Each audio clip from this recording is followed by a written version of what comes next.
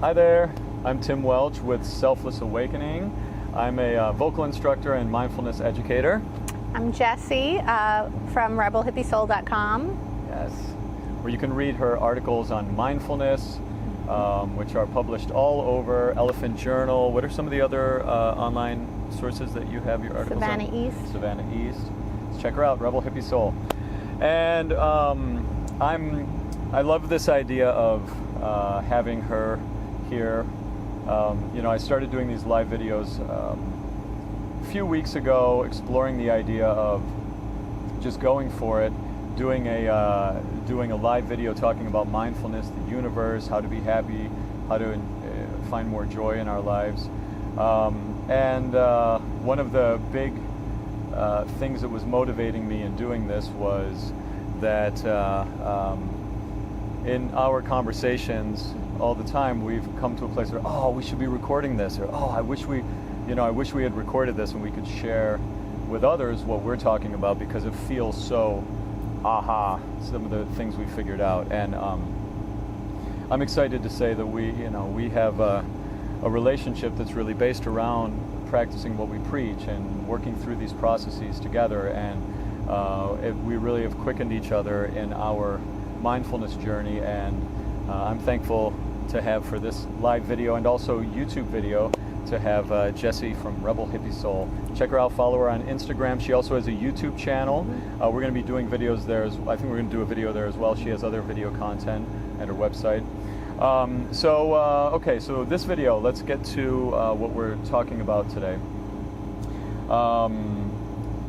What are we talking about today? We are talking about how to recognize and release negative patterns in our lives. Yes. And you had you had this happen last week in your work life where you recognized a negative pattern, and then you were able to sort of release it, and you wanted to talk about it and share it. Right, yeah. So now, this is aimed, the way I'm going to talk, I'm going to speak as if it's Jessie and I talking here together in a, we speak from a place of having an understanding of what ego is, having an understanding of the higher self, having we've been on this journey for a bit. So if you have any questions, or something doesn't make sense, or it seems kind of over your head or whatever, just let us know, and send us a message, and we'll try to clarify it. Okay? I may need to move this camera. Oh, we'll see. If the camera overheats and the live video stops, we'll keep talking. You can watch the video on YouTube. I'll be posting it later, okay? But yeah, our phone's getting dark. Anyway, so here's the idea. Releasing negative patterns. Let me talk a little bit about my negative pattern that I became aware of in my work life, and also what I have done and am doing to learn from it, make peace with it, and continue on. All right. So here's a pattern. I meditate. I become really present. I get really tapped into gratitude. This is stage one of the cycle. I get tapped into gratitude, love, peace. I have an overwhelming flood of beautiful, brilliant, feel like aha ideas download into my brain. I go, holy shit, I've got all these amazing ideas. I need to write these down. I write them down, and then I get all these ideas listed. This is step two. So I meditate, step one. Great ideas come into my brain. Step two, my ego hijacks all of these ideas and says, okay, we got to do these all right now. We got to get them done because Tim is going to get over, Tim maybe won't do all of these things, so we need to do them all as fast as possible. Then there's that stage. Then the next stage is feeling stress, feeling overwhelmed. And then needing to meditate, and then starting all over. Yeah, the stress that stress makes me go, whoa, I'm attached to the world of form. I'm overly identified with doing stuff instead of being. And then I cycle back to being present again. It's like I discard it all. So again, the cycle: mindfulness, peacefulness, focus, a time in my life where I'm really focused on being, and in that state of being, amazing ideas come in. Ego hijacks those amazing ideas and says it needs to do them all right now. I lose my mindfulness presence in the state of doing. Get to a state of stress. The state of stress wakes me up. Whoa, I'm attached to all these egoic things. Back to presence. That pattern. Okay? So that was the negative pattern that I really became clear of. And, as far as a negative pattern, I don't want to tangent too much on this, but I don't really believe in negativity and that this was a bad experience, that was a good experience. Every experience we have, even the uncomfortable ones, are teaching us something, and I see this as that. But we're calling it negative because it's kind of in the surface level, negative and positive. Okay, so in this releasing of this pattern. We can call it an unconscious pattern, rather than a negative pattern. Right. Rather than judging it, you just weren't present to it. Right. We just use the word negative for a little clickbait, Got to get those. That's right. How to release unconscious patterns. Yeah, we'll put an X over negative. Yeah. So, so we were talking about this earlier, and there are a couple different parts of moving past a negative pattern that we may witness in ourselves. And before I talk about that, though, let's maybe look at a couple other ideas of. Can you think of some other examples of patterns like that somebody that are might negative? Experience? Yeah, negative or unconscious patterns that. Sure. That, like the one I just described. I think for me, recognizing an unconscious pattern is about seeing in my life the moments where I'm stressed or I'm having negative emotions, stopping and then looking at what behavior is fueling those emotions and then seeing if there has been a pattern. So one unconscious pattern that surfaced for me 2 weeks ago was I can be very impulsive. And so I recently got the idea, one example is that I needed to move. And so I needed to move, and I got this idea that if I moved, I would be happy. My whole life would be, roses and sunshine if I left my apartment in Brooklyn. And so for me, that caused a lot of, I got to do this, I got to do this, I got to get this in order, that negative, that harried energy, I should say, that you felt. And then I became present to, from conversations with my mom, from meditating, from discussions with you, that in my desire for change, I could be very impulsive.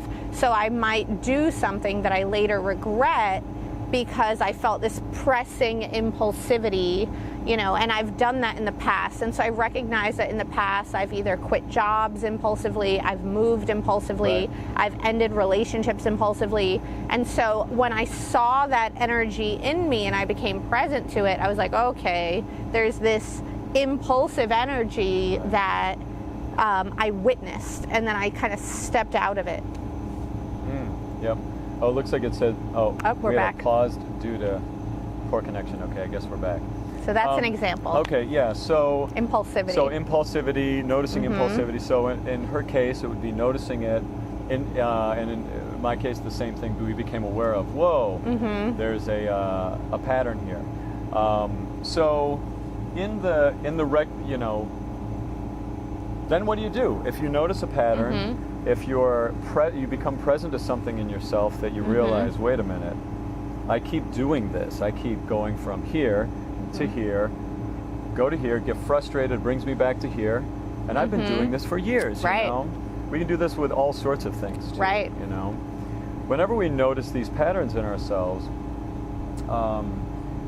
next we've done a huge amount of the work already, or another way to say it, a huge amount of the work has already been done for us by the universe.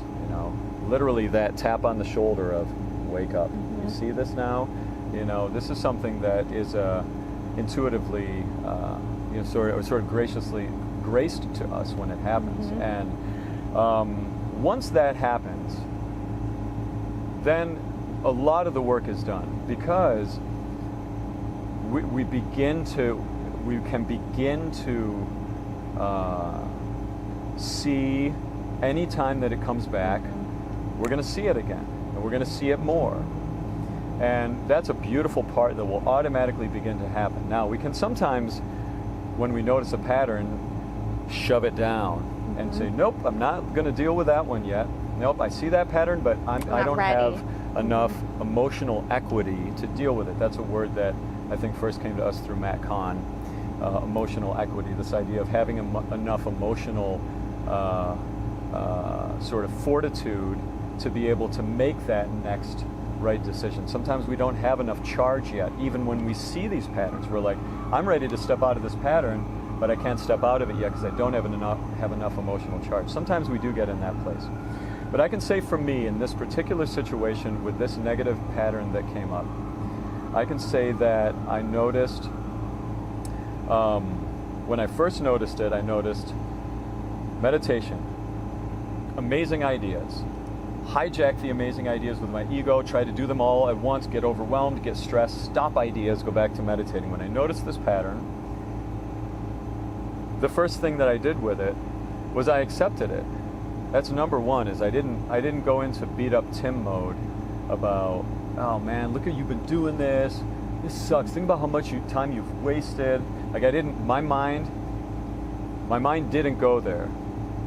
And sometimes our minds will go there and we have to make peace with that. But for me today, like whenever this happened, my mind didn't go to a place of sort of self-judgment. My spiritual ego, the part of my egoic construct that criticizes every other part of my egoic construct, that part of my mind didn't get me. And that's something that I've been working on a lot and been present to in my spiritual practice, is being at peace with the things that are coming up and not beating myself for what's coming up. That's been a very powerful part of my practice lately. And so as I noticed it, it was kind of like, huh. It really actually, even on the opposite level, felt more like an aha. It almost had that lightness of the universe, like, like, oh, look at that, you know? And then, this is something Jesse and I were talking about earlier. What do you do next? You know, once you become present to it, there are kind of two parts of it. There's the part of in our doing, we can shift our behaviors to make sure we're not behaving in alignment anymore with the negative pattern once it's surfaced, or the unconscious pattern once it's surfaced. There's that part of it. And then there's the other part of it where doing a little bit of internal reflection, a little inventory work, you can dig up the roots by really getting to the underlying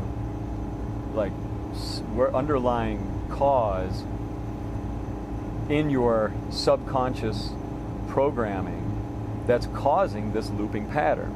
So we've got the idea of what are we going to do in our day-to-day life? The pattern comes up, we look at it, we do this, you know, it's like stuff to do. And then we've got I'm going to go down and do some digging, and I'm going to take some time, and I'm going to, you know, you might light a candle, you might get a quiet space. You're going to dedicate some actual time to the either talking to someone if you're in a relationship where you have a partner that matches with you on the language and the level of consciousness that you feel you're at on your journey. You can bounce the ideas off of them.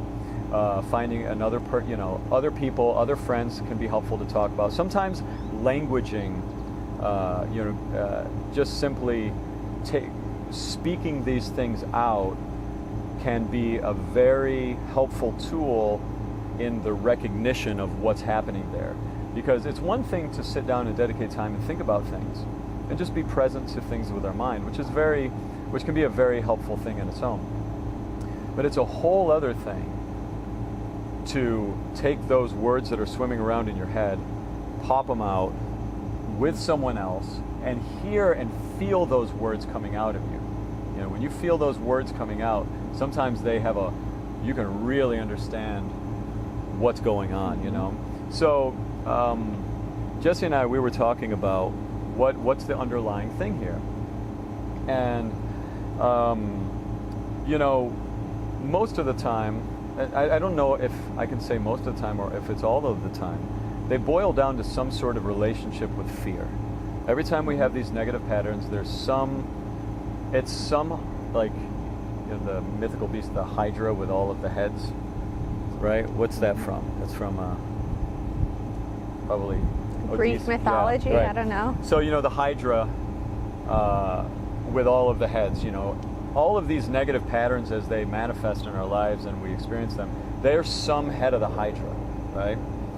And so in our tracing back and our looking at where these negative patterns come from, we're going to come somewhere into the world of fear at some point. So we know that, and now, as Jesse and I were talking about, where is this pattern of me feeling peaceful, coming up with ideas, being overwhelmed by all these ideas, trying to do them all, burning out, getting stressed, going back to just focusing on being? What could be the underlying, The root of this thing? So do you have anything you want to say a little bit about that? What you feel from what we said earlier? Well, I feel you were just about to get to. Yeah. Okay. I don't want to interject. All right. That's cool. Well, I'll go into it then. You were about to say what yours was, I feel, right? Right. Well, I mean, it was still you commenting on mine. Oh, But, on your pattern? Yeah. On where this next route, like where we. Well, what we found I in that. feel, in general, unconscious patterns Well, come from, you know, often from childhood, from traumas, from limiting beliefs, from the conditioning of the world, from unconscious behaviors we're modeling off of parents, off of, you know, so you think, messages we've been inundated with about self-worth, about needing to earn love, about what is right and what is wrong. And so we've been inundated with all of these beliefs, and then as we become adults, we become Right. present to all of these negative things that are in our heads and in our unconscious that's driving us. And then we can stop and look at our life and say, wait a minute, where did this come from? Like, where did this belief in lack come from? Where did this belief in fear come from? Where did this belief that I wasn't good enough come from? Let me stop and do a little Right. soul work. So in the looking at this particular situation, you and I were talking about my situation with my pattern. You just mentioned the word lack, and lack is one of those heads of the fear hydra. You know, fear of not having enough, fear which is really tied into fear of not being enough. Which is all egoic stuff. You know, our ego is constantly trying to survive by collecting as much, as many things as that it can identify itself with as possible. And so, this pattern, you can really see it in my looping negative pattern, how lack, that head of the hydra, was interacting with my cycle. It was, you know, in the mindfulness, I got really present, and you know, what happens many times, what happens all the time with me, and it does with all of us. I believe this is everyone. As we get present to ourselves as the awareness inside of ourselves that we truly are, and we step out of an identification with the world of thought and with the world of form, and we become more aware of who we truly are, our thoughts shift automatically. Without needing to do anything, there will be different thoughts popping in our heads when we identify with ourselves as awareness, as opposed to Tim Welch, the dad, vocal instructor, the whatever. When I identify with the awareness inside, it goes into a whole nother world of ideas, and it feels sometimes like, you know, Oprah always has these aha moments. We can call them revelations or revelatory thoughts, right? And having these aha moments can feel so ecstatic, and it's relatively recently that I've actually started writing them down. I would just love the simplicity of sitting in the state of stillness and having these thoughts that feel far wiser than Tim could ever conjure up, sitting there with a pencil, you know, walking around stressed out in the kitchen, you know. These are thoughts from a whole different something, whatever you want to call it. And so for me, in the discovery of these thoughts, in the whoa, it's such an exciting, you know, excitement and happiness and buzzing, like, woo, can pull you out of presence just as much as a negative thing can. And so for me, in the discovery of these aha moments, I noticed that my ego was just kind of sitting there in the corner, lurking and looking and going, and just looking, I wonder what I can do, I wonder what I can take. It's like the ego is always sitting in the sidelines, looking for some way to pounce on whatever you're focusing on and collect it for itself and say, I have this now as part of my identity. And in my sense, in my case, my ego is looking at all of these ideas that it perceives it sees as a way to, really sabotage the whole system. It's sitting back there thinking, I can take all these ideas, I can try to do them all at once. He's going to get all razzled. He's going to get stressed out. And it's like this part of us that wants to, it really doesn't want the best for us, is what it feels like sometimes.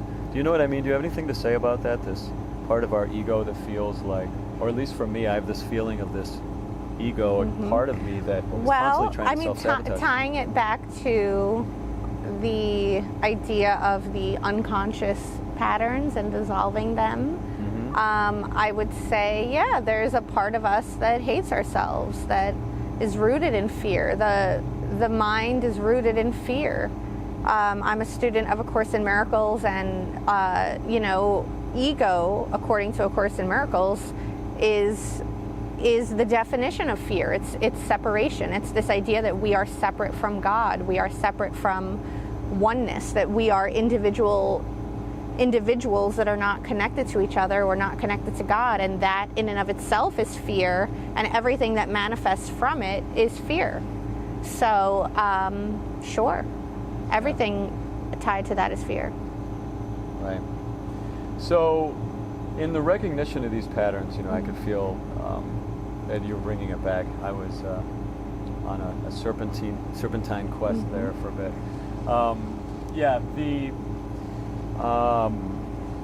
What do you do? I found this pattern. I found the root now, right? Step one, pattern. What was your root? Lack? Yeah. So pattern was, mindfulness. What was the root? Lack was the pattern was born out of fear from the head of the Hydra called lack. And I needed to do all of these ideas as fast as possible because I was afraid I wasn't going to do them. I didn't have enough time. Lack. So in the recognition of lack, the next step, what do we do when we witness a pattern like that? We manifest and visualize and reprogram it. So how do we reprogram lack? By noticing abundance. We get what we focus on, and when I focus on how thankful I am to have so much love in my life, how thankful I am to have so much this awesome backyard. The more I focus on those things, the less lack has any foothold in my consciousness, in my awareness. We can develop a new neural pathway by affirming, by focusing on what is the opposite of lack, which would be abundance, by looking in the mirror and saying, I'm abundant, by paying constant attention to the opposite and affirming the opposite. We form a new neural pathway of abundance actually in our brain. We're literally reprogramming our minds. Right. So yeah. Right. So there you go. So when we witness the patterns, we witness them. One little step I didn't say in there. In the witnessing of the pattern, I usually ask right out of the gate, universe, is there anything I can learn from this? Help me understand what I can learn from this. Help me, see what there is to see. So it's, the recognition, asking, get out your shovel, light a candle, say a prayer. Dig up, say a prayer, do a little digging, figure out what the root is, yank it out by visualizing. Yank it out. By yank it out by. That's the title of this video. Right. How to yank out the roots of fear. Right. Yeah, you take and you yank it out by visualizing and focusing on abundance, focusing on the higher vibrating rung on the journey, on the ladder there. Now, I've been going quite a bit on mine here. We didn't talk about yours so much. That's mine. Your pattern that you noticed of Impulsivity? Impulsivity, yeah. What was your impulsivity from? The root? What was the root of it? What was the root of my, did we have that I don't think you and I explored revelation? it. Well, I together. think that on my own journey, what's been coming up for me is that I was very focused on taking action this summer. What can I do? What changes can I make in my life? And the message that I received was to focus more on my state of being. And so I've been focused now instead on meditating. I've committed to the meditation practices from the text called The Way of Mastery. So I've been focusing on that. And so it wasn't for me so much about the root. It was about shifting from, I was so focused on taking action and making things happen. And the message I got was to really step into being present all of the time, operating from love. And I guess the root for me was just fear. It's fear. It's control. Oh, thank you. Control. Right? Okay, that was my root, I guess. Yeah, Well, sure. think about it. It's Sure. impulsivity is I've got to do it now. It's I think yeah, it comes that's one of the heads of the Hydra is when we do feel fear, sometimes we can go put our head under a rock, or we try to make it happen, right? Did you not want me to? No, I'm going wherever you're going here. I'm going with you, baby. All right. Let's share it all. So I think this is a nice place to wrap it up. All right. Okay, sounds good. We kept losing the connection, kept coming in and out on the live due to poor connection. If you did hear some of this, or I don't know, watching it back, how this will be on the live stream of the Instagram, you can go over to our to the YouTube. My YouTube channel, Selfless Awakening. It'll be posted there as a higher quality video. I have my Panasonic G85 set up right next to it. It's a great camera, so we'll be able to. You'll be able to see it there. And send us questions. You can go on rebelhippiesoul.com. You can message us questions. We'll do a video if you have any video topics for us. Yeah, we'll be happy to talk about whatever you guys have. Send them coming our up. way. So, okay. Thanks for stopping in, and enjoy the rest of this beautiful day. I hope it's beautiful wherever you are in the world. And if you think it isn't, I bet there is something beautiful that you could probably find. Okay, sounds good. All right. Have a great day.